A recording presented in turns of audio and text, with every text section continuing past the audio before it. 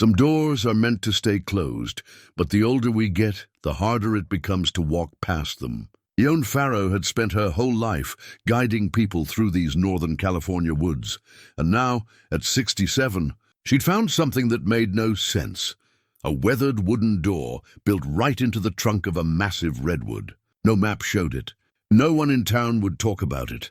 For weeks, she circled back to that same spot, feeling something pull at her chest, whispering that this door had been waiting for her all along. On a cold morning, when frost painted the forest white, she finally reached for the iron handle. What she found inside connected her to a hidden past she never knew existed. What could be sealed inside an ancient tree that an entire community has kept silent about for generations? Before we continue, tell us where you're tuning in from. And if this story touches you, make sure you're subscribed, because tomorrow I've saved something extra special for you. The cabin sat where the ridge folded into shadow, 3 miles from the nearest road and a world away from everything Ione Farrow had left behind. She'd built most of it herself 5 years ago after Richard died, and the house they'd shared in Eureka became too full of his absence. The structure was simple. One large room with a sleeping loft, a wood stove that heated water and cooked meals, wide windows facing east to catch the morning light. No electricity beyond solar panels for her radio, and a few lights. No internet, no television, just the forest and the quiet she'd been seeking her entire working life without knowing it. Ione woke each morning at first light, the way her body had learned to do after 40 years of leading hikers and hunters through wilderness that didn't forgive mistakes. Her internal clock never needed resetting. She'd swing her legs out of bed, feel the cool planks beneath her feet, and dress in the same practical uniform she'd worn for decades: canvas pants, wool shirt, boots that had been resoled twice. Her silver hair, cut short for convenience, required nothing more than her fingers raked through it. At 67, she'd earned the right to be exactly as plain as she pleased. The morning ritual never varied. Coffee first, made in an old percolator on the wood stove, the smell of it mixing with wood smoke and the perpetual scent of Douglas fir that seeped through every crack in the walls. She'd stand at the window with her cup, watching the mist rise from the ravine below, listening to the Stella's jays announce the day. Then she'd pull on her pack, always packed, always ready. A habit from the years when emergency calls came without warning, and head out into the forest that had become her only companion. She knew these woods the way some people knew city streets. Every ridge and hollow, every seasonal creek bed, every game trail and ancient tree. She'd been guiding in Northern California since 1978, when she was 20 years old and thought she understood what the wilderness meant. Back then, it had been about the challenge, the physical test of it, the satisfaction of bringing people safely through terrain that intimidated them. She'd worked as a trail medic, a backcountry guide, a search and rescue volunteer. She'd carried injured hikers on her back, delivered a baby in a tent during a thunderstorm, talked a suicidal man down from a cliff edge while rain turned the rocks to glass beneath their feet. The work had shaped her into someone solid and dependable. People trusted her with their lives, and she'd never failed that trust. Not once in 4 decades. But somewhere in her 50s, the work had started feeling different. The tourists had changed, more interested in selfies than silence, more concerned with checking boxes than truly seeing what surrounded them. The forest itself seemed tired, pressed in on by development and drought, and the endless hunger of people who didn't understand that some things should remain untouched. When Richard's heart gave out during a morning walk, just stopped between one step and the next, no warning, no goodbye. She'd finished out her contracts and then walked away from it all. She'd sold the house, sold most of their belongings, and moved up here to Mendocino Ridge, where the old growth still stood, and the quiet ran deep enough to drown in. The town of Stillwater lay 8 miles northeast, tucked into a valley that had once thrived on logging and now barely survived on tourism and the social security checks of people who'd stayed because leaving required energy they no longer possessed. Ione drove there once a week for supplies, navigating the rutted Forest Service roads in her ancient pickup truck. She knew the faces in the general store, the post office, the library. They were polite to her, these people who'd lived here all their lives. But there was a distance in their courtesy that went beyond the natural reserve of small-town folks toward outsiders. She'd tried, at first, to bridge that gap. Mentioned casually that she'd been guiding in these mountains for years, that she knew the forest as well as anyone. But the conversations never deepened. They'd nod and smile and change the subject, or suddenly remember something they needed to do. It was Owen Dockery, the volunteer librarian, who'd been the friendliest, a man in his 70s with the patient, educated manner of a retired teacher. He'd helped her find books on local history, shown her the microfiche archives. But even he had limits to what he'd discuss. Ione's morning walks followed a loop she'd established in her first weeks here. Up the ridge behind her cabin, along the spine where the views opened up toward the coast, then down through a grove of old-growth redwoods that made even her, after a lifetime in forests, feel properly small. The trees here were ancient beyond easy comprehension. 2,000 years or more, some of them. They'd been standing when Rome fell, when the Yurok and Tolowa peoples had these mountains to themselves, when the only humans who walked beneath them understood they were guests in a cathedral. It was in this grove, 3 months ago, that she'd first seen the door. She'd been walking the same path she always walked, her mind on nothing in particular, the pleasant emptiness that comes with familiar routine. The light was slanting low through the canopy, turning the air itself golden, and she'd paused to watch a spider repair its web between 2 ferns. When she looked up, there it was, a door, built directly into the trunk of a massive redwood, not carved into the tree, built, constructed, a proper door frame fitted into a hollow in the trunk, with a door of aged planks hung on iron hinges. The wood was weathered grey, the metal dark with rust and time, but it was clearly man-made, deliberate. Someone had built this, and built it to last. Ione had stood staring at it for a full minute, her mind trying to make sense of what her eyes reported. She'd walked this path dozens of times. The tree was distinctive, one of the largest in the grove, with a trunk diameter of at least 20 feet. How had she never noticed a door in it? She'd approached slowly, the way you'd approach anything that defied explanation. The door was about 6 feet high, 3 feet wide, set into what must be a natural hollow in the massive trunk. The frame was fitted so precisely that it seemed to grow from the tree itself. There was a handle, a simple iron ring, and what looked like a latch mechanism. Though no lock that she could see, she'd reached out and touched the wood, solid, real, cold beneath her fingers, but she didn't open it. Something held her back, not fear exactly, but a sense that opening this door would mean something, would change something. She'd spent her whole life respecting boundaries, understanding that just because you can go somewhere doesn't mean you should. She'd walked home that day with the image of the door fixed in her mind, pulling at her thoughts like a thread that wanted unraveling. The next morning, she deliberately walked a different route, telling herself she had no reason to return to that particular grove. But the day after, she'd found herself back there, standing in front of the door again, studying it in the early light. She'd looked for any indication of recent use, fresh scuff marks, disturbance in the duff around the base, but found nothing. The door looked like it had been undisturbed for years, decades maybe. That became her pattern. Some mornings she'd avoid the grove entirely, but more often she'd end up there, standing before the door, her hand sometimes reaching for the iron ring, but never quite grasping it. She'd started bringing her old topographical maps on her walks, spreading them out on fallen logs to study them. The grove was clearly marked.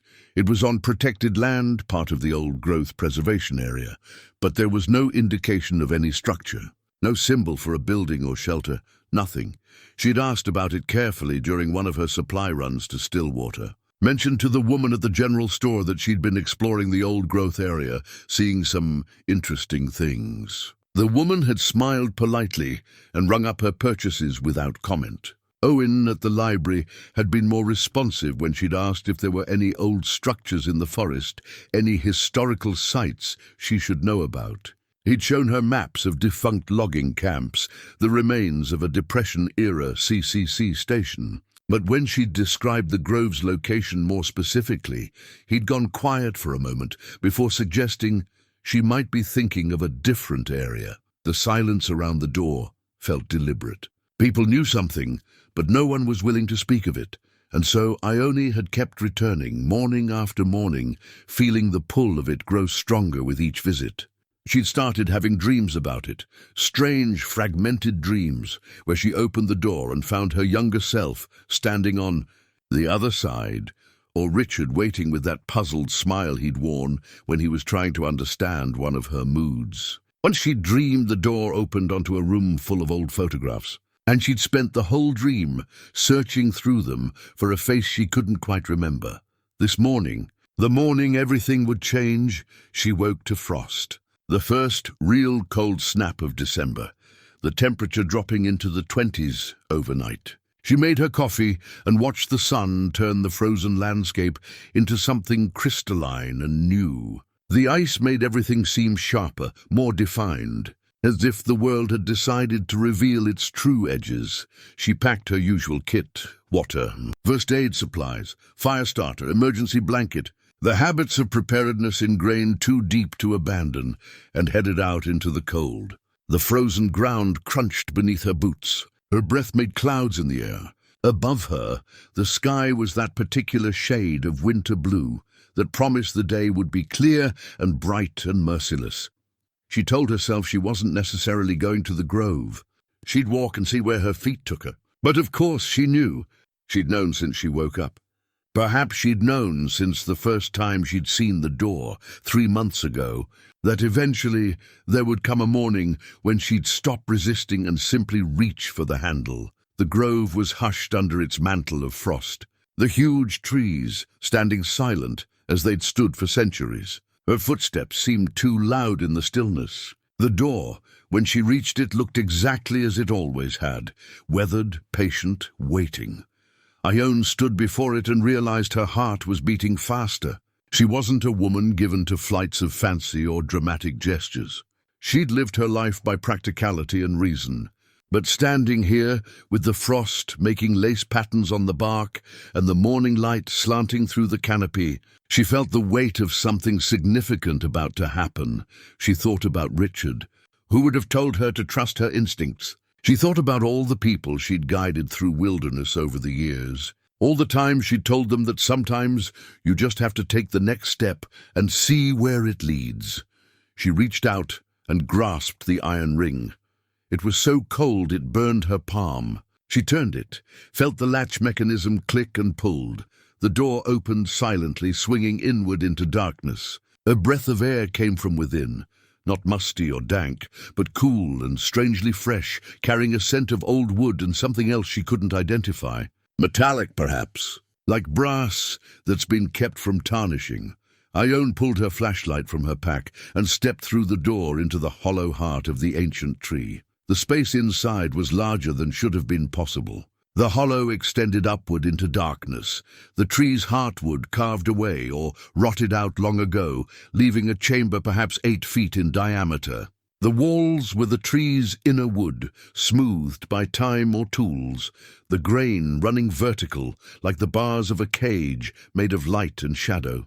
Her flashlight beam caught them in bands of gold and brown. The living wood, surprisingly dry, despite decades or centuries of exposure, but it was what rested on the carved ledge that made Ione's breath catch. A wooden shelf had been cut directly into the tree's interior, about chest height, running along one curved section of wall. On it sat a collection of objects arranged with obvious care: a metal thermos, tarnished but intact, a folding knife with a horn handle, a small wooden box, its lid slightly ajar, and in the center, catching her flashlight beam and throwing it back in a golden gleam, a brass compass. Ione moved closer, her boots silent on what felt like solid wood beneath her feet. The compass was old, the kind that flipped open like a pocket watch, its brass case engraved with careful scrollwork. She picked it up, felt the weight of it in her palm. It was cold, but warming quickly against her skin. She turned it toward her light and saw the engraving on the lid's interior, JF 1952, her father's initials. James Farrow. The compass slipped from her fingers, hitting the floor with a metallic ping that echoed up through the hollow chamber. Ione stood frozen, her mind refusing to process what her eyes had just confirmed. JF, her father.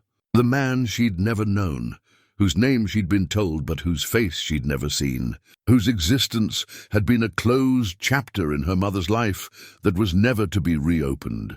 She bent and retrieved the compass with shaking hands, bringing it close again to verify what couldn't be true. But there it was, JF 1952, the year before her own birth. The year her father had disappeared. Her mother had told her almost nothing. Margaret Farrow had been a woman who believed the past was better left undisturbed, who'd raised Ione alone in a small apartment in Crescent City, and never once, not in 67 years, offered more than the barest facts. Your father worked in the timber industry.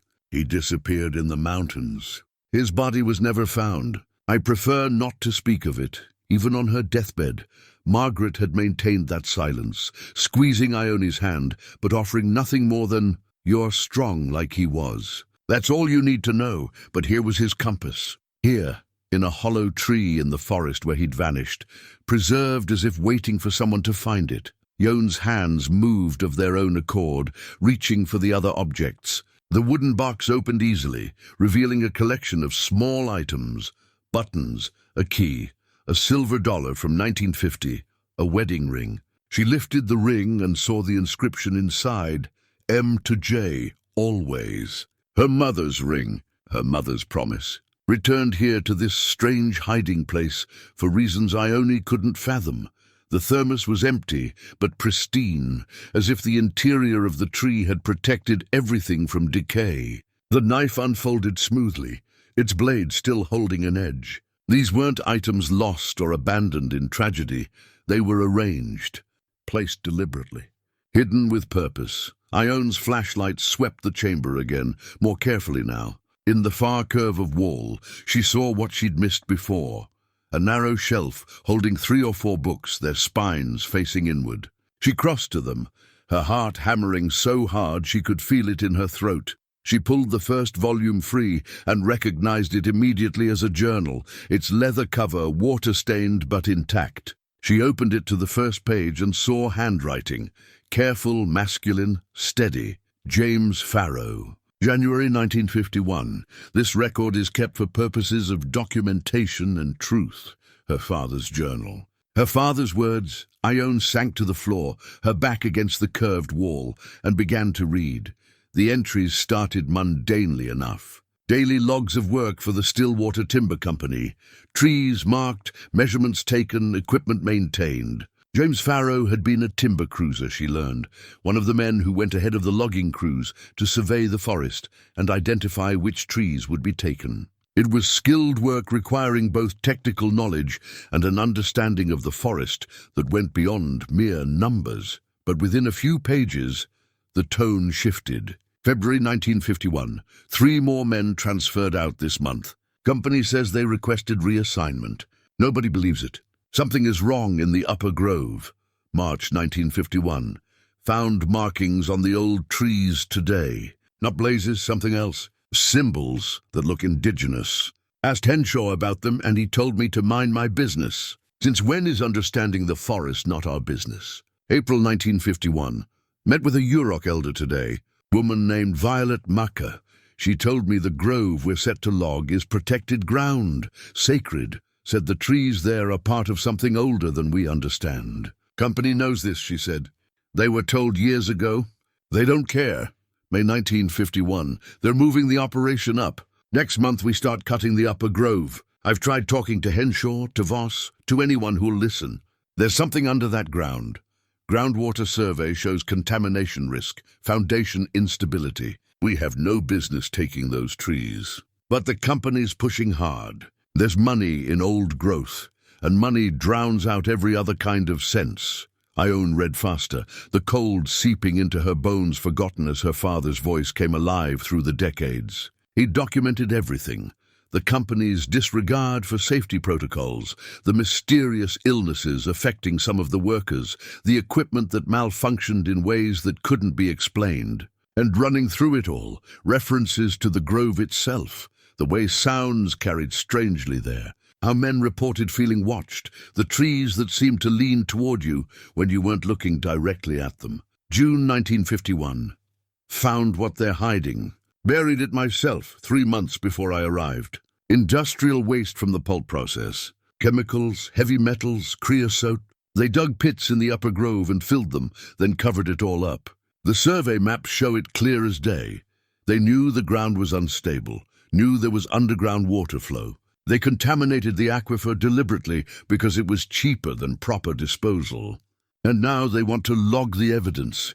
The entries grew more urgent, more frightened. Her father had tried to report it, but the authorities in 1951 were the same men who played cards with the timber company executives. Environmental protection wasn't yet a concept people understood or cared about. James Farrow found himself alone with knowledge that could destroy the company, and they knew he had it. November 1951. Margaret is pregnant. Found out yesterday. I have to protect them. If anything happens to me, this journal and the photos are hidden where the company can't reach. Inside the mother tree, the one they'll never cut because taking her would bring the whole grove down. On them, if someone finds this, they'll know the truth. They'll have proof. December 1951. They're watching me. Voss suggested I take a leave, said the stress of pending fatherhood might be affecting my judgment. But I'm not leaving until I document everything. I've taken photographs, physical evidence. It's all here, sealed away. If I disappear, someone will eventually find it. Trees outlive men and their lies. The final entry was dated December 20th, 1951. Tomorrow I go to the State Forestry Office in Eureka. I have everything they'll need: maps, photos, soil samples, documentation of the burial. The company suspects, but they don't know how much proof I have. Margaret is afraid. She begged me not to go. But if I don't, what kind of father will I be? What kind of man? Some things you can't walk away from, even when walking away would save you. I love her. I love our child whom I'll never meet. But I can't stay silent. Not about this. There were no more entries. Ione sat in the hollow tree, her father's journal in her lap, and understood. He'd never made it to Eureka. He'd hidden his evidence here in this protected tree, arranged his personal items like a memorial, and then he'd vanished, officially lost in the wilderness, unofficially silenced by men who couldn't afford his truth. She looked around the chamber again with new understanding. This wasn't just a hiding place, it was a time capsule, a message in a bottle thrown across decades in the hope that someday someone would find it and finish what he'd started. She reached for the other books on the shelf and found what she'd expected. A photo album wrapped in oilcloth, filled with stark black and white images of torn earth, barrels being rolled into pits, men in company uniforms standing beside excavations, evidence, proof. Everything her father had promised was here, preserved in the heart of a tree the company could never touch. Ione gathered the compass, the journal, and the photo album. She left everything else exactly as she'd found it: the thermos, the knife, her mother's ring. This hollow was a monument, and monuments deserved respect. She stepped out into the cold morning light, pulled the door closed behind her, and stood for a long moment with her hand on the weathered wood. The forest around her seemed to be holding its breath, waiting to see what she would do with what she'd learned. Her father had died for this truth. Her mother had lived with the weight of knowing or suspecting what had happened to him. And Ione had spent 67 years never knowing that her solitary life, her career in these mountains, had been circling closer and closer to this moment of discovery. She looked down at the compass in her hand, its brass catching the morning sun. The needle pointed north, steady and true, just as it had 70 years ago when her father had held it. Some doors, once opened, can never be closed again. Ione turned and began the walk home, her mind already racing ahead to what came next. For 3 days, Ione barely left her cabin. She sat at her small table with her father's journal open before her, reading and rereading entries until she could recite them from memory. The wood stove burned low while she traced her finger over his handwriting, trying to know the man through the shape of his letters, the pressure of his pen, the words he'd chosen in moments when he knew time might be running out. James Farrow had been methodical. Each entry was dated and timed, often with weather conditions noted. The habit of someone who understood that context mattered, that details would be important if these words ever became evidence. He'd written about more than just the company's crimes. There were observations about the forest itself, notes on bird migrations and seasonal patterns, small asides about missing Margaret or worrying about money. He'd been a whole person, not just a crusader, and that made his loss feel more real to Ione than any of the sparse facts her mother had shared. She learned that her parents had married young. Margaret was 19, James 22. They'd met in Crescent City, where he'd worked briefly at the harbor before the timber company hired him away, with promises of steady work and a future. He'd loved the forest, but hated what was being done to it. That tension ran through every page, his appreciation for the beauty around him undermined by his growing awareness that beauty was being destroyed for profit. The entries about the contamination started in June 1951, but it was clear he'd been collecting evidence for months before that. He'd done his research carefully, teaching himself about soil composition and water tables, corresponding with a geologist at Humboldt State who'd been willing to answer questions from a curious timber worker. The buried waste wasn't a single incident. It had been going on for at least 2 years, maybe longer. The Upper Grove had been used as a dumping ground because it was remote and because the indigenous claims to the land meant the company could operate there without much oversight. The government had sided with industry, as it often did in those days. What struck Ione most was her father's isolation. He'd tried to find allies among the other workers, but most were too afraid of losing their jobs or too indoctrinated by company loyalty. One man, someone named Pete Garrison, had listened and seemed sympathetic, but then he'd transferred out suddenly. Another, Edgar Henley, had warned James directly to stop asking questions. The Yurok elder, Violet Makar, had been the only one who truly understood what he was seeing, but she had no power to stop it. Her people had been fighting the timber industry for decades and losing every battle. On the 4th morning, Ione finally left the cabin. She drove to Stillwater with the journal and compass tucked in her pack, not trusting them out of her sight. The town looked exactly as it always did. A dozen buildings clustered around a single main street, most of them showing their age. A few younger structures built in the optimistic 80s when people thought the lumber mills might return. They hadn't, and now Stillwater existed in a state of genteel decline, kept alive by retirees and the occasional tourist drawn by promises of authentic small-town California. The library occupied the old grammar school, a single-story building with tall windows and a covered porch where men sometimes sat to smoke and watch the street. Owen Dockery was at the circulation desk when Ione walked in, stamping due dates in books that would be borrowed by the same dozen people who'd been borrowing books from this library for 40 years. He looked up and smiled. "Ione, good to see you. Looking for anything in particular?" "Historical record," she said. "Specifically about the Stillwater Timber Company operations in the early 50s. Something changed in his expression. Not closed exactly, but careful." "That's pretty specific. Research project?" "Personal interest," Ione said. She pulled out one of the chairs at the reading table and sat, making it clear she wasn't going anywhere. "I've been doing some hiking in the old growth areas. Got curious about the history." Owen nodded slowly.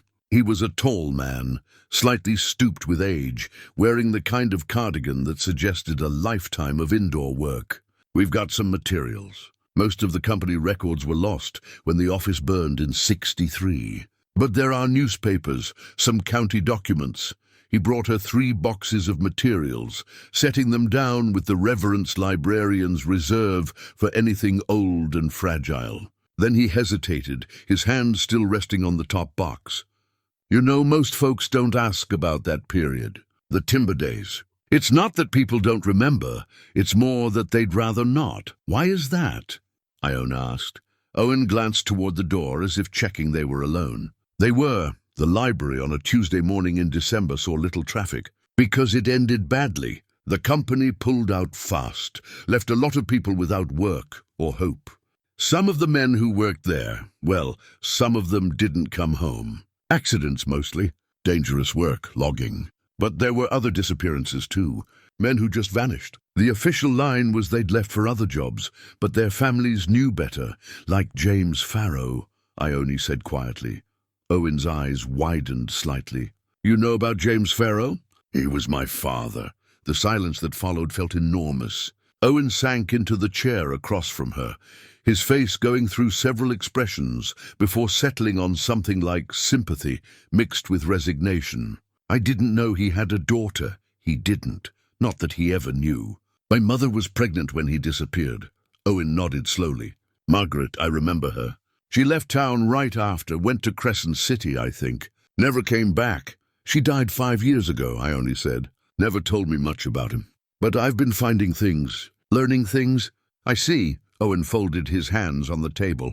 Ione, I'm going to tell you something, and I hope you'll understand why I'm saying it. Whatever you found, whatever you think you know, this town has spent 70 years trying to forget. There are people still living who were there, who worked for that company, whose fathers and brothers were part of what happened. Opening old wounds doesn't serve anyone, even if those wounds never properly healed. Ione asked. Even if there's truth that needs daylight? Owen looked at her with eyes that had seen too much of life to offer easy platitudes. Truth is a luxury sometimes. Community is survival. You're asking me to help you tear down the wall this town built to protect itself. I'm asking you to help me understand my father, Ione said. That's all. I need to know who he was and what happened to him. Owen stood and walked to the window, looking out at the empty street. When he spoke again, his voice was softer. Your father was a good man, too good maybe. He saw things that should have stayed buried, and he couldn't let them be. That's not a judgment. I'm telling you what people said then, and what some still say now. He cared more about being right than being smart, and that got him killed. Nobody knows what happened to him, Owen said carefully. Officially, but unofficially. Owen turned back to her. Unofficially, there are stories.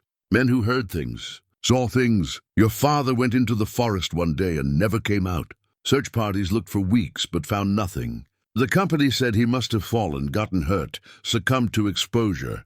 His body was never recovered. After a few months, people stopped talking about it. What about the other men who disappeared? Same story, different names. Between 1951 and 1953, 7 men vanished. All of them worked in the same area, the Upper Grove. All of them were involved in the logging operation there. After the last one, the company just pulled out. Said the timber in that section wasn't worth the trouble. Within a year, they'd shut down the whole operation. 200 people lost their jobs. Ione reached into her pack and pulled out the photograph album, still wrapped in its protective oilcloth. She unwrapped it slowly and opened to the first page.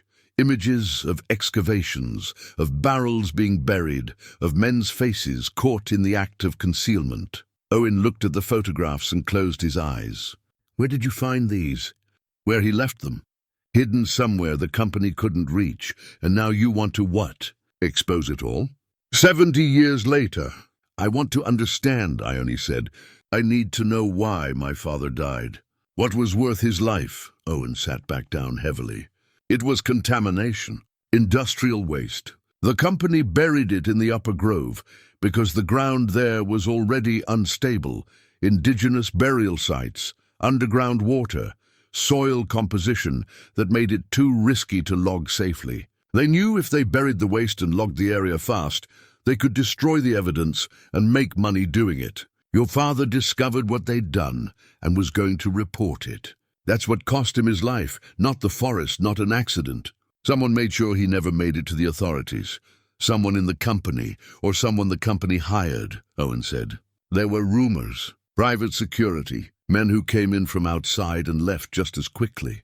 But nothing was ever proven. Ione felt a cold certainty settling in her chest. Her father hadn't just disappeared, he'd been murdered. And this entire town had lived with that knowledge, choosing silence over justice because speaking up would have destroyed what little they had left. "There's more," she said. "I need to see everything. Newspaper archives, county records, anything that documents what happened." Owen looked at her for a long moment. Then he stood and began pulling additional boxes from the shelves. "I'll help you. But Ione, be prepared for people to be angry. This town chose forgetting for a reason. You're choosing remembering, and that has consequences." "I know," Ione said, opening the first box. "But some things need to be remembered, no matter the cost. The newspaper archives told a story of systematic erasure."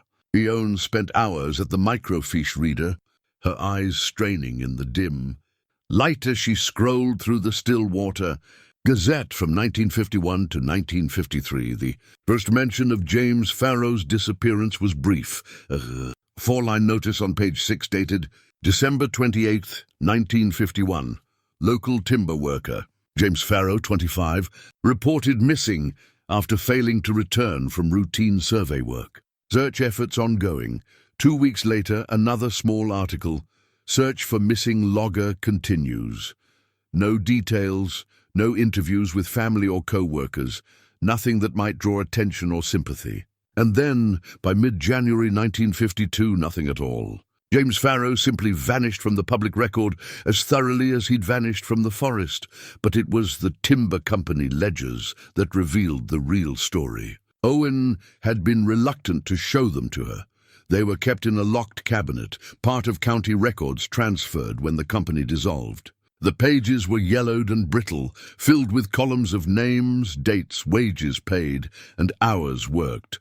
Ione ran her finger down the lists until she found her father's name, James Farrow, employed September 1948, timber cruiser, terminated December 1951, terminated, not deceased, not missing, terminated as if he'd simply quit or been fired.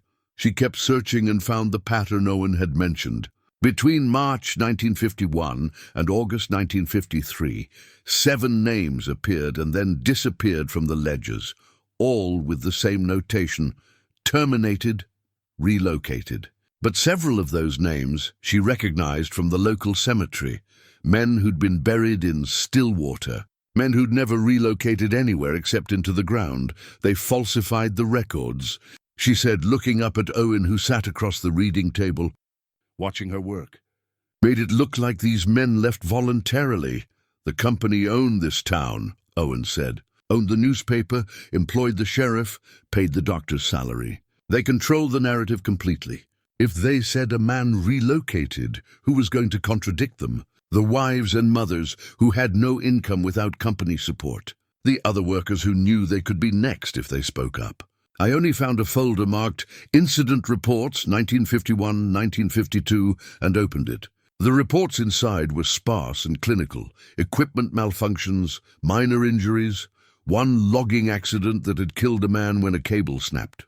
But there was nothing about disappearances, nothing about men failing to return from the Upper Grove. It was as if the company had created 2 sets of records, the official version for any authorities who might ask questions, and the reality everyone lived with but couldn't speak aloud.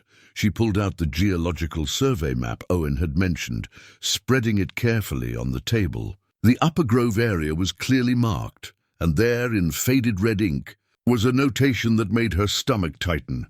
Subsurface anomaly, unstable foundation, do not excavate. The date on the survey was May 1950, a full year before her father's journal entries about the waste burial began.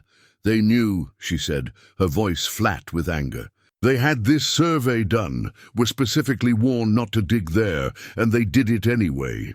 It was cheaper than proper disposal, Owen said, and remote enough that they thought they could get away with it. They almost did. Ione thought about the photographs her father had taken, images of barrels being rolled into pits, of earth being moved and covered. What was in those barrels? What did they bury? Owen pulled out a slim folder she hadn't noticed before. "I found this last night after you left. Thought you might want to see it." It's a report from 1975, when the EPA finally did a survey of old industrial sites in the county. They tested the Upper Grove area. Ione opened the folder and read the technical language that boiled down to a simple, devastating truth.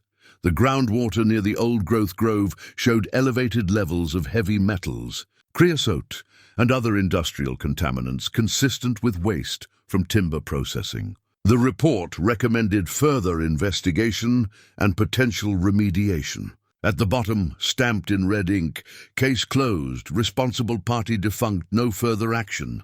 They found the contamination, Ione said. 23 years after my father tried to expose it, they confirmed he was right. And then they did nothing. The company was gone by then, Owen said. Dissolved, assets sold off. There was no one to hold accountable, and the cleanup would have cost millions. So they filed the report and forgot about it. Same story as always. Profit privatized, consequences socialized. And the people who tried to do the right thing remembered as troublemakers, if they're remembered at all. Ione sat back in her chair, feeling the weight of it all settling on her shoulders. Her father had died trying to prevent exactly what had happened. The contamination of the forest he loved, the poisoning of land that had been sacred long before white men arrived with their saws and their greed. And he'd been silenced not because he was wrong, but because he was right, and righteousness was bad for business. "I need to talk to Violet Sosi," she said. "Owen, you mentioned her, the Yurok elder who tried to warn the company. Is she still alive?" Owen nodded. "Lives on the reservation about 30 miles north. She's in her 80s now, but sharp as ever. I can call ahead if you'd like. Let her know you're coming." "Please," Ione said. "Tell her I'm James Farrow's daughter. Tell her I found what he hid." Owen picked up the library's ancient desk phone and dialed from memory. Ione listened to his side of the conversation, respectful, explaining carefully who Ione was and what she'd discovered. When he hung up, he looked at her with something that might have been pride. "She's expecting you tomorrow morning. 10 o'clock. She says she's been waiting a long time for this conversation." Ione drove home as the winter sun was setting, painting the ridges in shades of amber and rust. The forest looked different to her now, knowing what lay beneath it, not just roots and stone, but poison and secrets, the accumulated weight of choices made by men who'd valued profit over everything else. Her father had seen it clearly 70 years ago and paid for that clarity with his life. At her cabin, she made a simple dinner and sat by the wood stove with his journal open on her lap. She read his final entries again, hearing his voice in the words, determined, frightened, but unwilling to back down. She thought about her mother, 19 years old and pregnant, watching her husband walk into the forest for the last time. Margaret must have known, on some level, what had happened. Must have understood that the official story of an accident was a lie. But she'd taken that knowledge and buried it as deep as the company had buried their waste. Protecting her daughter from a truth that couldn't change anything except cause more pain. Except it could change things, Ione thought. Truth always could, even decades later. She looked at the compass on the table beside her, its brass surface catching the firelight. The needle pointed north, steady and unwavering. Her father had carried this compass through the forest, using it to find his way through terrain that wanted to confuse and mislead. Now it was hers, and she would use it to navigate a different kind of wilderness, one made of silence and fear and the long shadows cast by old crimes. Tomorrow she would meet Violet, Josie, and learn what the forest itself knew about what had happened. Tomorrow she would begin to understand not just what her father had fought against, but what he'd fought for. The land, the truth, the belief that some things were worth more than money or safety or a comfortable life built on lies. She touched the journal's cover, feeling the worn leather beneath her fingers. "I'm going to finish it," she said aloud to the empty cabin, to the ghost of a man she'd never known. "Whatever you started, I'm going to finish it. I promise." Outside, the wind moved through the trees with a sound like breathing. The forest was listening, as it had been listening for 70 years, waiting for someone to finally hear what it had been trying to say. Ione closed the journal and went to bed. But sleep was slow to come. Her mind was full of questions that needed answers, of connections she could feel but not yet see clearly. Why had her father hidden everything in that hollow tree? How had he known it would be safe there? And what did Violet Sosie know that might explain not just his disappearance, but the strange things he'd written about, the sounds in the forest, the sense of being watched, the feeling that the grove itself was somehow aware and responding to what was being done to it? Those weren't the observations of a rational man, and yet everything else in the journal showed James Farrow to be precisely that.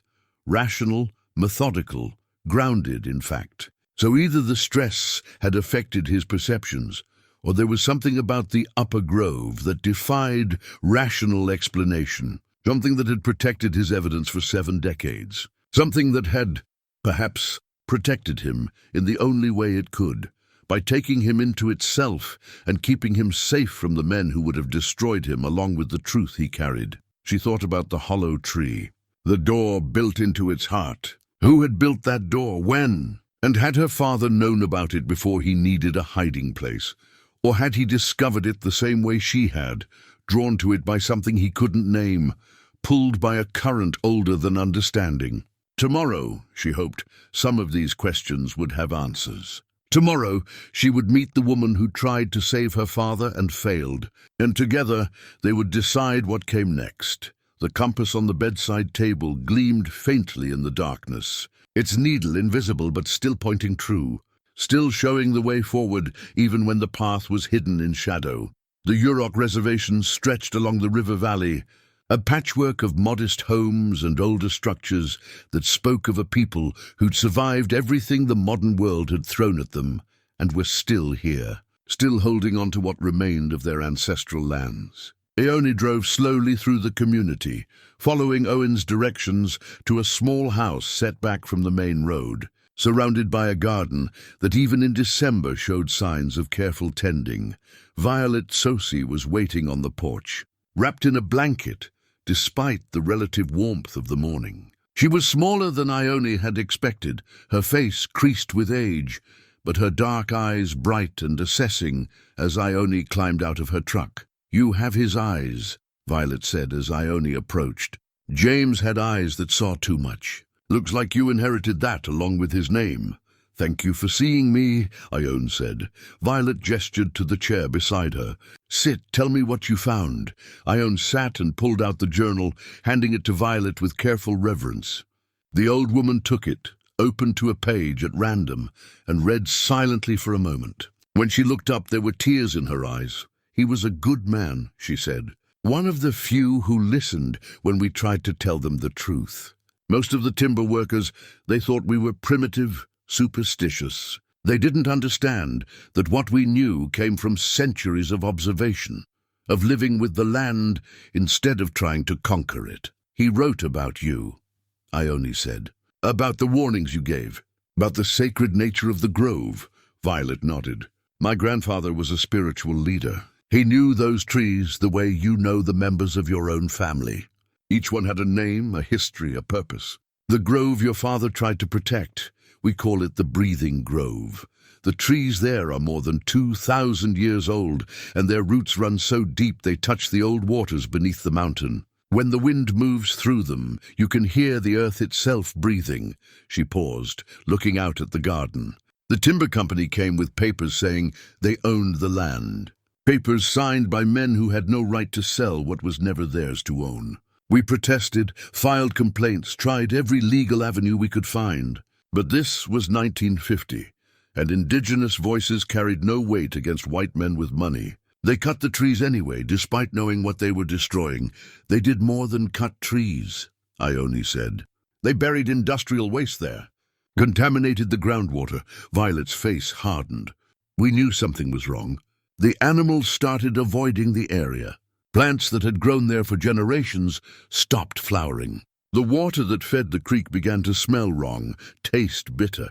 We told the company, but they laughed at us. Said we were making up stories to stop progress. My father documented it all," Ione said. "Took photographs, collected evidence. He was going to report them to the authorities, and they killed him for it," Violet said flatly. Oh, they made it look like an accident, a man lost in the wilderness. But we knew. The forest knew. The grove knew. The night he disappeared, there was a storm unlike any I'd seen before or since. Lightning without rain, wind that made the trees scream. And in the morning, James Farrow was gone. Ione felt a chill that had nothing to do with the temperature. What do you mean the grove knew? Violet was quiet for a long moment, her gaze distant. There are things in this world that science hasn't learned to measure. Connections that exist beneath the surface of what we can see and touch. The trees in the breathing grove are connected, their roots intertwined, their lives bound together. They share nutrients, water, information. When one suffers, they all feel it. And when the company buried poison in their soil, cut into their flesh with saws and axes, they responded the only way they could. Responded how? Men disappeared, Violet said simply. Not just your father. 7 men vanished over those 2 years. The company said accidents, relocations. But I knew different. The grove was protecting itself, taking back what had been stolen. The men who disappeared, they were the ones most directly involved in the destruction. The ones who wielded the saws, who dug the pits, who buried the barrels. Ione's rational mind wanted to reject what she was hearing. But something deeper, the part of her that had spent 40 years in wild places and learned that nature operated by rules humans didn't fully understand, was listening. You think the forest took them? I think the forest saved them, Violet corrected. Saved them from themselves, from the evil they were doing. Your father was different. He wasn't destroying, he was documenting. He was trying to help. So the grove protected him differently. The hollow tree, Ione said. The door, Violet nodded. That tree is the mother of the grove. The oldest, the deepest rooted, the one all the others look to. She's hollow at the heart, has been for perhaps 500 years, but she stands stronger than trees half her age. My grandfather showed me that hollow when I was a girl. Told me it was a sacred space, a place between the world of men and the world of the forest. A threshold. She reached into her pocket and pulled out a small leather pouch, weathered and worn. My grandfather made this for your father. It's a protection bundle, herbs, carved bone, a piece of bark from the mother tree. He gave it to James the last time they met, told him to carry it always. Said it would help the forest recognize him as a friend. Ione took the pouch, feeling the weight of it in her palm. Inside, she could feel small objects shifting. My father never mentioned this in his journal. Some things are too important to write down, Violet said. Some knowledge is meant to be held in the heart, not on paper. Your father understood that.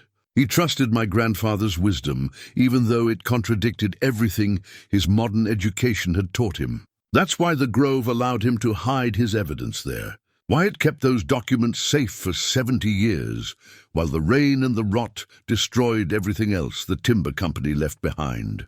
Ione opened the pouch and looked inside. Dried herbs she didn't recognize, a carved piece of bone with symbols etched into it, and a curl of reddish bark that still smelled faintly of the forest. She closed it carefully and held it against her chest. What happened to him? She asked. Really happened? Violet shook her head. I don't know.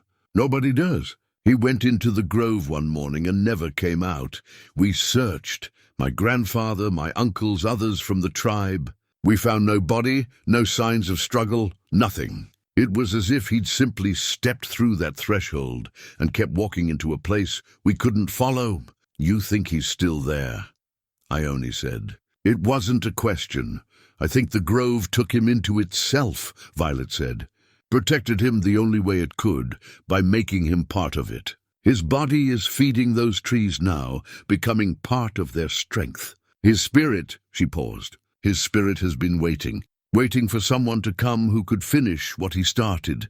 His daughter, Ione said softly. His daughter, Violet agreed.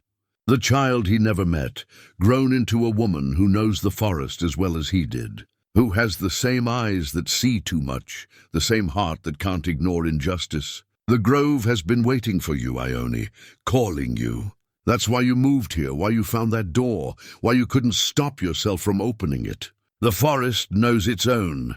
Ione sat with that for a long moment, watching the wind move through the trees at the edge of Violet's property. She'd never been a mystical person, had always trusted in the concrete and verifiable. But she'd also spent enough time in wild places to know that nature operated by its own logic, followed patterns humans perceived only dimly, if at all. And she couldn't deny the pull she'd felt toward that door, the sense that it had been waiting specifically for her. "What do I do now?" she asked. Violet stood, moving with the careful precision of someone whose body no longer obeyed as quickly as it once had. She went inside and returned with a rolled bundle of fabric. "These are the maps my grandfather made. They show the grove as it was before the timber company came, every tree named and marked, every sacred site documented. The contamination your father found, the waste they buried, it's marked here too, based on what he told us before he disappeared." She handed the bundle to Ione. "You need to go back to the grove. Take these maps, take your father's evidence. The forest will show you what to do next. Trust it, listen to it. It's been waiting 70 years to speak, and you're the one it's chosen to hear." Ione accepted the bundle, feeling the responsibility settle onto her shoulders like a physical weight. The company is gone. The men who did this are dead. What justice is there to be found after 70 years? "The justice of truth," Violet said. "The justice of the land being healed. That contamination is still there, still poisoning the water, still killing what tries to grow. Your father's evidence can force a cleanup, can make the government finally do what should have been done generations ago. That's the justice he died for. That's what the Grove has been protecting all this time." She placed her hand on Ione's shoulder, her grip surprisingly strong. "You're not just your father's daughter. You're the forest's child too, born into this purpose. Don't be afraid of it. The Grove won't harm you. You carry your father's blood, and that makes you family. Go back to the mother tree. Let her show you what comes next."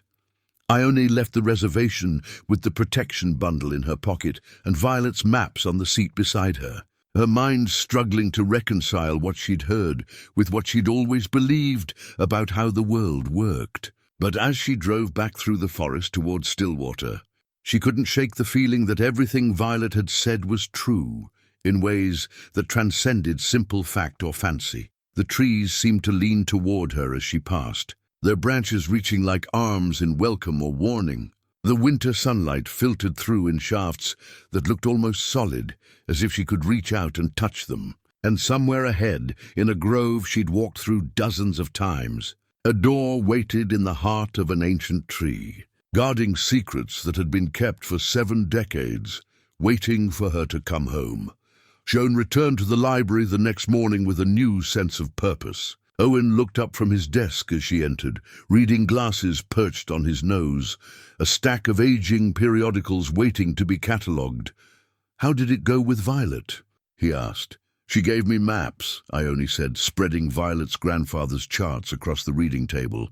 "Historical documentation of the Grove, as it was before the company came. And look here." She pointed to markings that corresponded with the areas her father had photographed. They knew where the waste was buried, knew exactly which trees were planted over the contamination sites. Owen came around the desk to study the maps more closely. "This is remarkable. Indigenous documentation of environmental crimes before anyone was even calling them crimes. This could be crucial evidence. That's what I was thinking," Ione said. She pulled out the 1975 EPA report Owen had shown her previously. This survey confirmed contamination, but recommended no action because the responsible party was defunct. But what if we could prove the contamination was deliberate? That the company knew exactly what they were doing and did it anyway? "You'd need more than your father's photographs," Owen said carefully. "Those prove the burial happened, but you'd need geological surveys, contemporaneous company documents, something that shows intent and knowledge." Ione smiled. "Which is why I need to see those company correspondence files you mentioned. The ones from the burned office that somehow survived." Owen hesitated. "Ione, those files are county property. I'm not supposed to let anyone access them without proper authorization. But you have access," she said. "And I'm not anyone. I'm the daughter of a man who died trying to expose this. Don't I have a right to know what he was fighting against?" Owen looked at her for a long moment, then sighed. "Wait here." He disappeared into the back room and returned 10 minutes later with a banker's box, its cardboard yellowed with age. "These are copies of correspondence that were in the county clerk's office when the company building burned. They were kept as part of the dissolution proceedings. I'm showing them to you as historical research materials." "Understood? Understood," Ione said. "The letters inside were a revelation.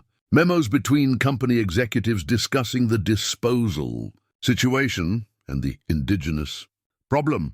Correspondence with a chemical company about pricing for waste removal services that were never actually performed. And most damning of all, a letter dated March 1950 from the company's own geologist warning that the Upper Grove area was unsuitable for excavation due to aquifer proximity and unstable substrate. Any burial would result in inevitable groundwater contamination. They knew, Ione said, her voice shaking. They were explicitly warned by their own expert, and they buried the waste there anyway. Owen read over her shoulder. "This changes everything. This isn't just negligence, it's deliberate criminal activity. They chose that location specifically because it would destroy the evidence through environmental damage." Ione photographed every page with her phone, hands trembling slightly as she worked. This was what her father had been killed to prevent from reaching daylight.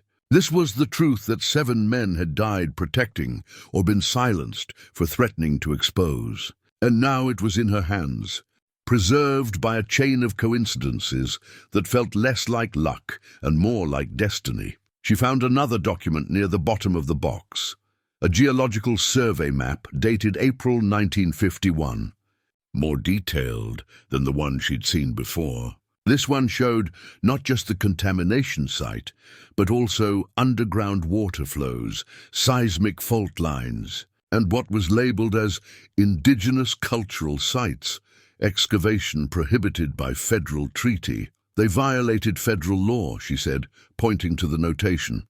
This wasn't just state regulations, it was treaty violations, which would have brought in federal authorities, Owen said. Which is why they were so desperate to keep it quiet. A state inspector might be bribed or intimidated. Federal agents investigating treaty violations, that's a different matter entirely. Ione sat back, her mind racing through implications. "I need to take this to the EPA, to the Interior Department, to anyone who can force a proper investigation. It's been 70 years, Owen cautioned.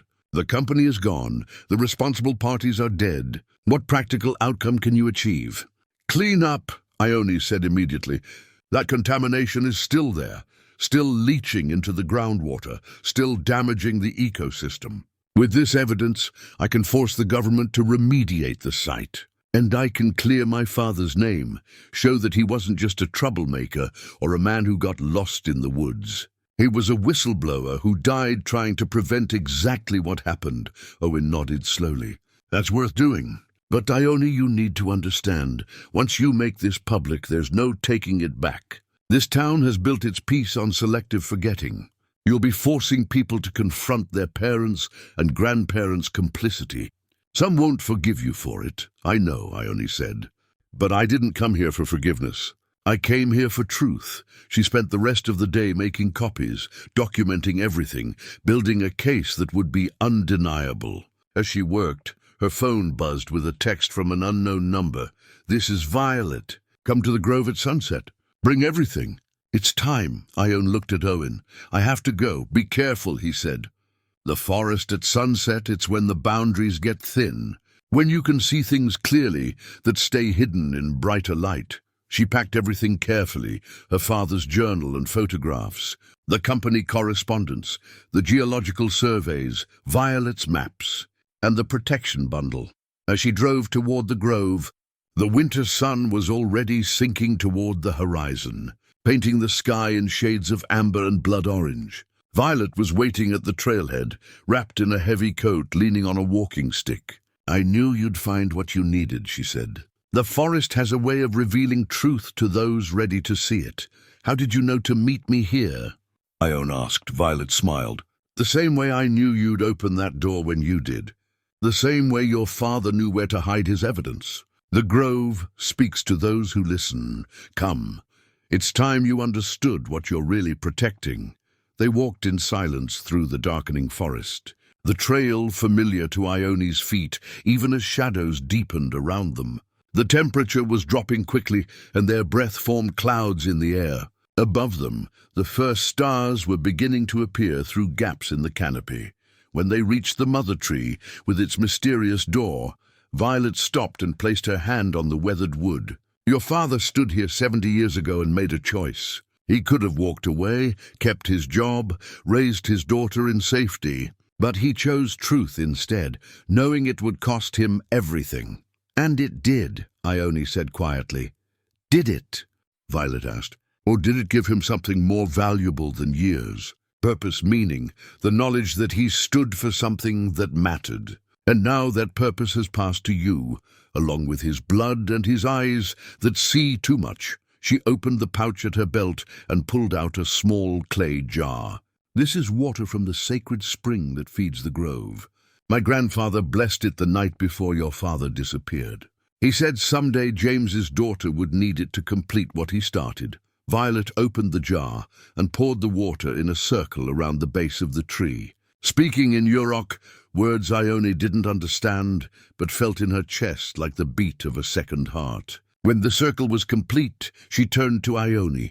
"The evidence you found is important. It will force the cleanup, bring justice in the practical sense. But there's another kind of justice the grove needs. It needs to know its sacrifice wasn't in vain, that the men it took into itself, the violence it endured, the poison it absorbed, that it all meant something in the end." "How do I give it that?"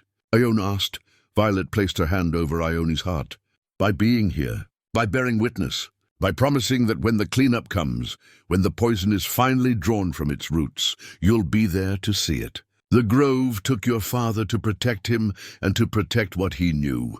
Now it's giving him back to you in the only way it can, through the work you'll do in his name."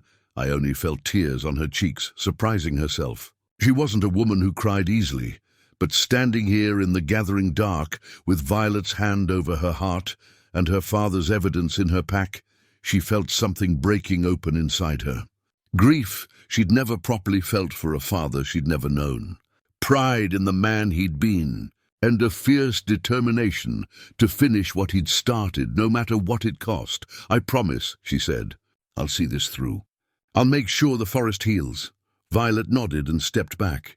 "Then your father can rest, and you can begin the work you were born to do."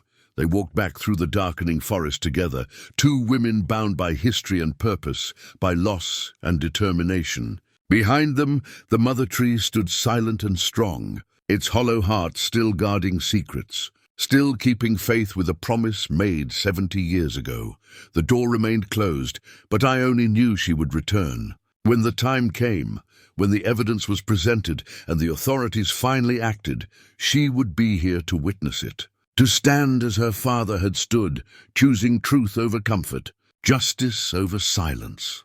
The forest breathed around them, patient and eternal, waiting for the healing that had been so long denied. Ione spent the next week organizing her evidence, preparing to contact federal agencies. She worked methodically, the way she'd approached every difficult task in her life, one step at a time, checking and double-checking, making sure nothing could be challenged or dismissed. She'd scanned every document, organized them chronologically, created a timeline that showed exactly what the company had known and when they'd known it. It was while organizing the contents of the metal box from the hollow tree that she found. A document she'd somehow missed in her initial examination. It had been wedged in the box's corner, folded so small she'd mistaken it for packing material.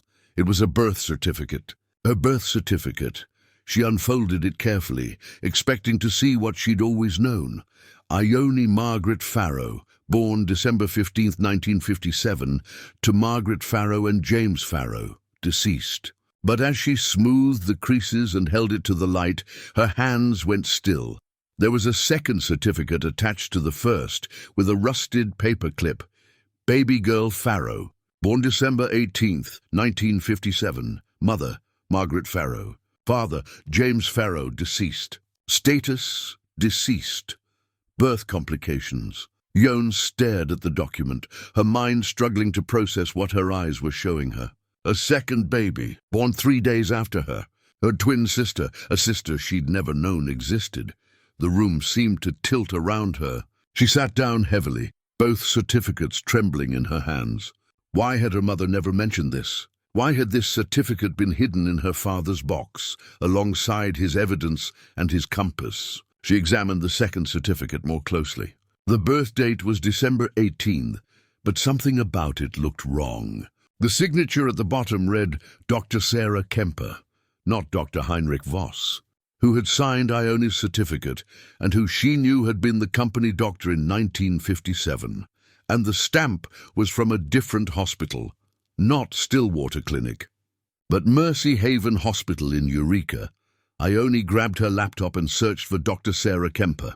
It took several tries with different spelling variations, but finally she found an obituary from 1998. Dr. Sarah Jean Kemper, 72, passed peacefully at her home in Portland, Oregon.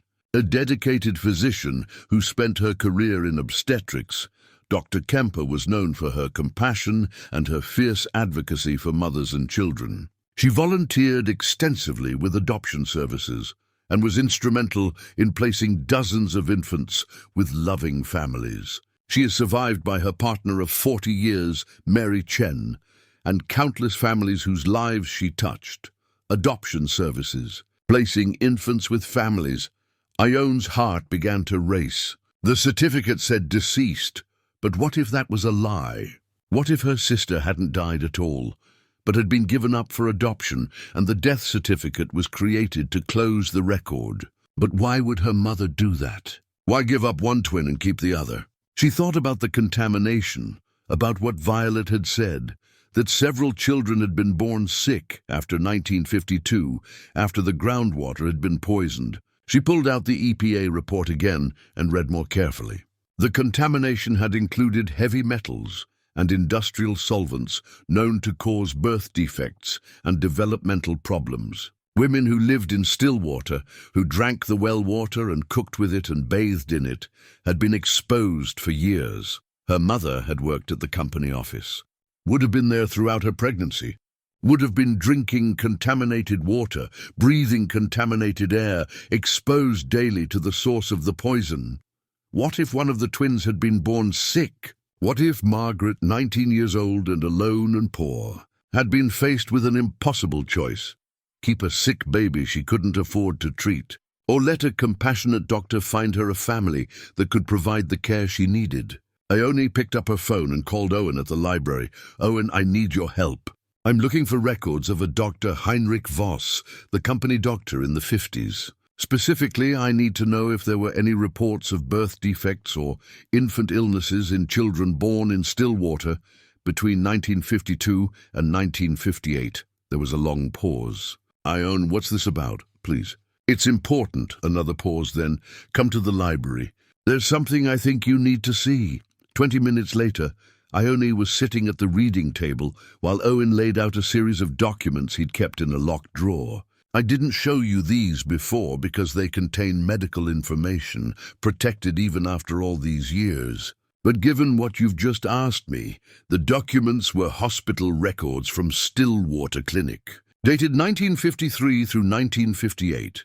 They showed a pattern Ione recognized from her years in emergency medicine, clusters of similar symptoms appearing in related populations. In this case, infants born to mothers who lived in or near Stillwater, showing elevated rates of respiratory problems, developmental delays, and what the notes called congenital abnormalities. There were 11 cases documented," Owen said quietly. 11 babies born with problems that couldn't be explained by family history or normal risk factors. Dr. Voss reported them to the county health department, but the investigation went nowhere. The company claimed the clinic was mistaken, that these were normal variations. By 1958, young families were leaving town. The birth rate dropped. The clinic closed in 1960. What happened to those 11 children? Ione asked. Some died in infancy. Others were sent to facilities in larger cities for specialized care. A few, he hesitated, a few were adopted out. There was a woman, a doctor from Eureka named Kemper, who worked with families privately. She'd find adoptive homes that could provide medical care and financial support that birth parents couldn't afford. Ione felt like she was falling. My twin sister was one of them. Owen's eyes widened. You had a twin?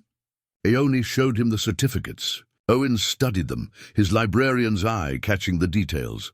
2 different doctors, 2 different facilities. And look at the certificate dates. They were filed separately, weeks apart.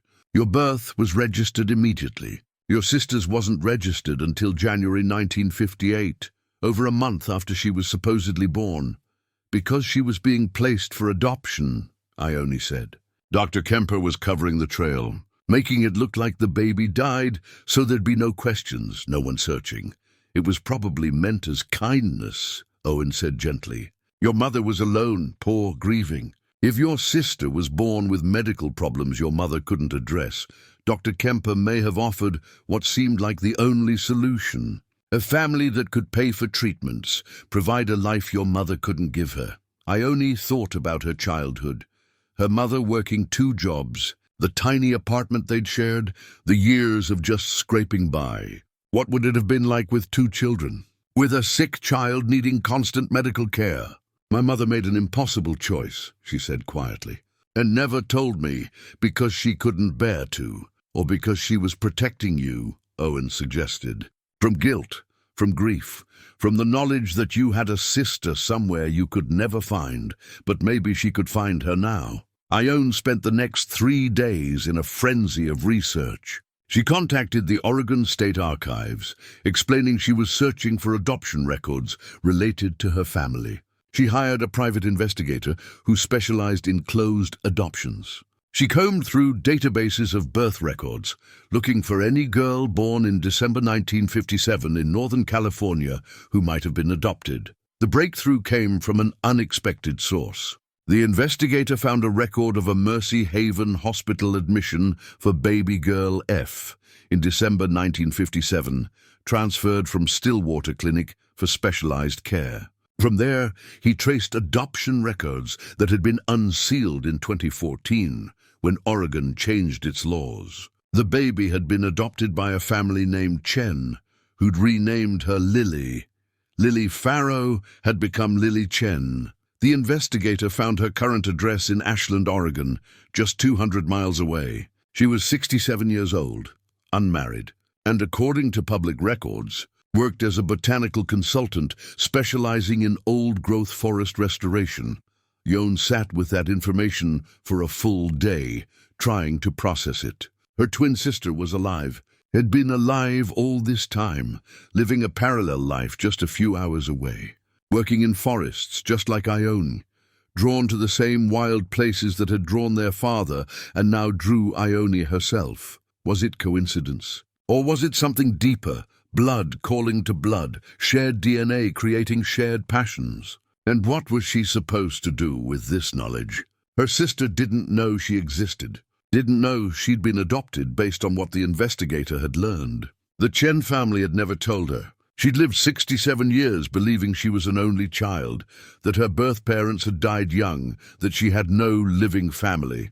Ione could shatter that comfortable fiction with a phone call, could upend her sister's entire understanding of who she was and where she came from. Or she could stay silent, let sleeping truths lie undisturbed, protect this stranger from the pain of knowledge that couldn't change the past. She thought about her father, about the choice he'd made to speak truth, even when silence would have been safer. She thought about her mother, who'd chosen silence to protect her daughter from pain. Which was the right choice? Which was the kind choice? She picked up her phone and dialed the investigator.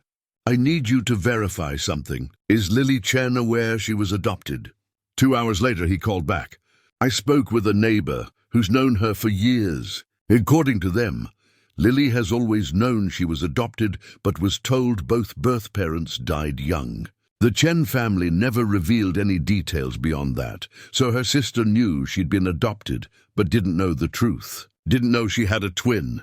Didn't know her father had died, trying to protect the forests she now spent her life studying. Didn't know that 67 years of separation could end with a single letter, a single phone call, a single act of courage. Ione sat down at her small desk and began to write. Not an email, this deserved paper and ink, the weight of physical words that could be held and reread. She wrote about finding the door in the tree, about discovering their father's journal, about the evidence of environmental crimes and the price he'd paid for trying to expose them.